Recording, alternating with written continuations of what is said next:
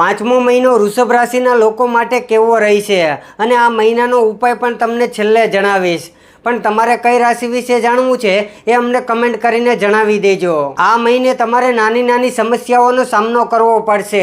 આ મહિને સૂર્ય તમારો 12મા અને પ્રથમ ભાવમાં ગોચર કરશે। આ બંને સ્થિતિઓ સૂર્ય માટે અનુકૂળ માનવામાં આવતી નથી। તમારી કારકિર્દીની વાત કરીએ તો તમારા કર્મસ્થાનનો સ્વામી શનિ લાભ સ્થાનમાં અને પોતાના નક્ષત્રમાં સ્થિત રહેશે।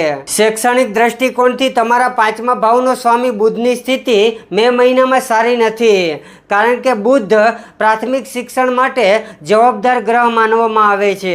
પારિવારિક જીવનની વાત કરીએ તો મે મહિનામાં તમારા બીજા ભાવના સ્વામી બુધની સ્થિતિ પણ ખૂબ જ સારી નથી રહેવાની। પ્રેમ અને વિવાહ જીવનની વાત કરીએ તો તમારા 5મા ભાવનો સ્વામી બુધ આ મહિને ખૂબ જ સારી સ્થિતિમાં નથી।